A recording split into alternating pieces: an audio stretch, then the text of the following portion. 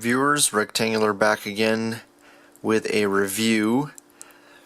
What we have here is the Revoltech Takeya Ashura. Now, please forgive me if I did not pronounce that correctly. I do not speak Japanese. I did live in Korea for a year, but that doesn't really help me.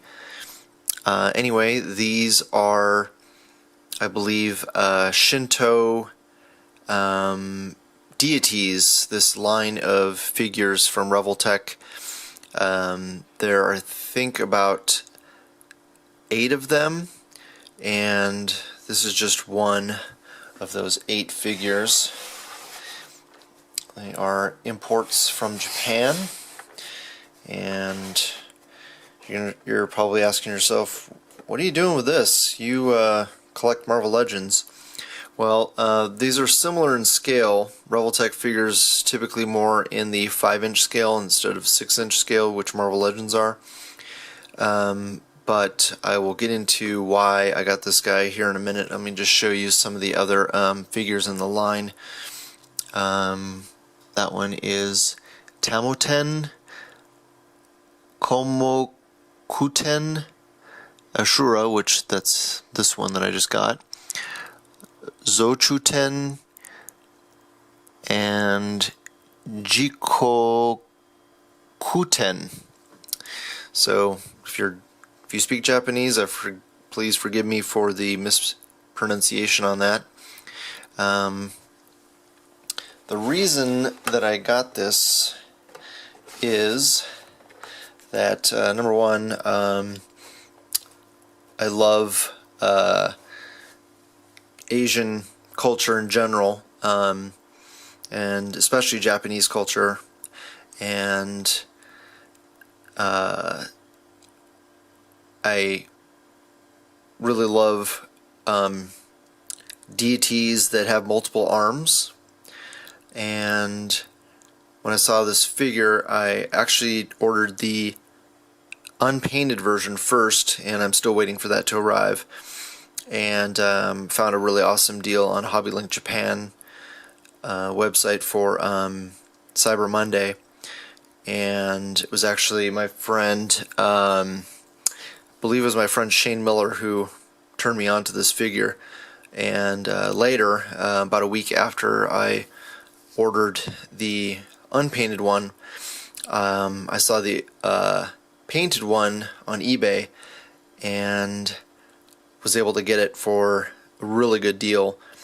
Typically this one, it costs about $10 more than the actually they go for, I guess the painted version is about the same price, at least right now it's the same price as the unpainted version, but at least on a lot of other websites the painted one is harder to find and more expensive.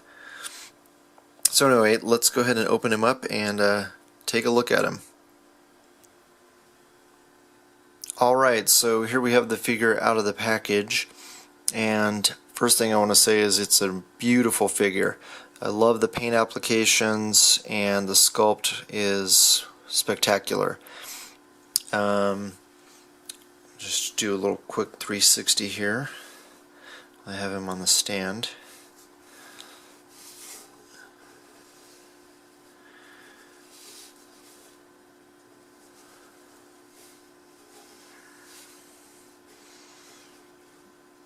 Okay, so the stand he comes with is very nice. Just stick him over here for a second. It's got this nice yellow, pale yellow wash on it, and looks like it's supposed to be stone or rock. And it's got two nice firm pegs for each of his feet. Let's get into the figure here. Now, first thing you'll notice is that the plastic is pretty stiff. It's not that soft or rubbery, so you don't want to bend it too much. It just feels like it might snap if you bend it a little too hard. One thing I really love about it is the the skirt pieces, the toga, if you will, are each on their own individual joint piece. It's kind of hard to see. If you lift that up, you can see that the main piece is on its own joint, and these each branch off of the main piece. And on the front, they each have their own little attachment to the figure. So he's not that hindered by the clothing as far as his leg articulation. He's got these ball jointed knees. They're just single jointed, and same, the feet are also on a ball peg, and he's got that allows him to have ankle pivot as well, which is very nice. He's got really nice paint shading. These hands are stuck together. I don't believe that they come apart. Documentation is just on the box. There's no paper documents that come with it. So I'm assuming these pegs pop out just like these hands come off without any problems.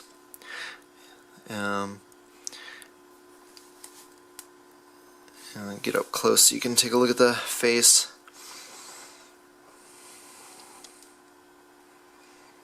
Just an amazing sculpt.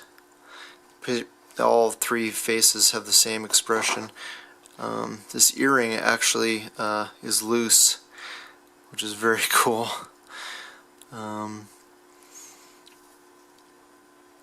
And on the back, this little pinwheel is on its own little peg, so you can just pop it right off without any problem. Nice paint details on that as well. And as far as the head goes, you can look, both the neck and head are mobile. You can look pretty far back and pretty far down, and 360. I don't want to crank it too far, just very hesitant to break him. And he's got basically a ball joint that attaches the upper torso to the lower torso. I believe it's kind of like a ball peg, and then he's got like a kind of like an ab crunch. Same, I think it's two different pegs, kind of, so he can lean back pretty decent amount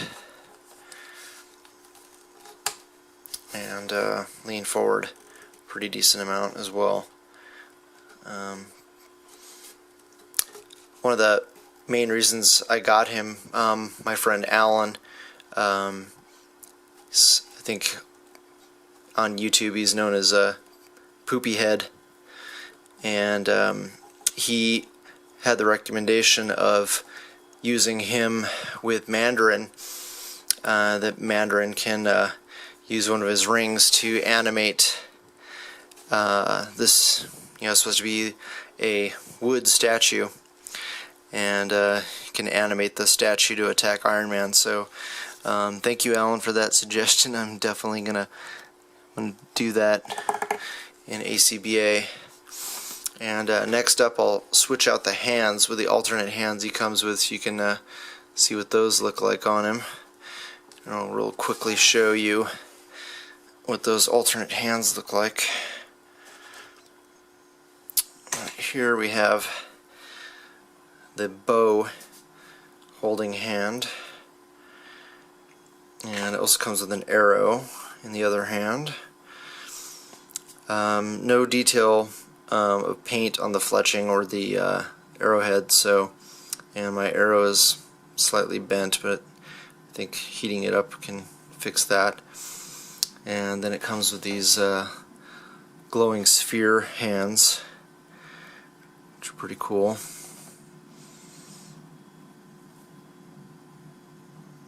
Very nice paint detail on those. And I think with most Revoltech figures you get a cool little case, little box to put your spare hands in, or accessories, so that's very cool. Alright, so let me go ahead and swap up those hands so you can take a look at that. I'll be right back. So there's the figure with the alternate hands attached. Just wanted to show you what that looked like. Give you a little rotation here. They actually pop on really easily. Those hands, those pegs just come in and out really smooth. No forcing required. Still haven't tried those middle hands.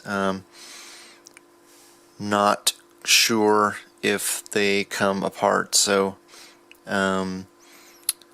just gonna leave them till I find out. Don't want to break him. So there we have a little size comparison. You can see the Extremis Iron Man is just a little taller than the figure, the statue, even when he's on his stand. The flame effects are a little bit taller than Iron Man, but the figure itself is shorter. Obviously if he's off his stand, he will be even more dwarfed by Iron Man. And there you've got Mandarin off to the right. But I still think it works. You know, statues not always going to be perfect representation of a person, and it's probably going to be modeled after a smaller statured person anyway. So I think it fits in really well, and the three of them look great together. Alright, so hopefully you liked the review, and that you will like, share, subscribe, and comment below. Thanks for watching. Bye.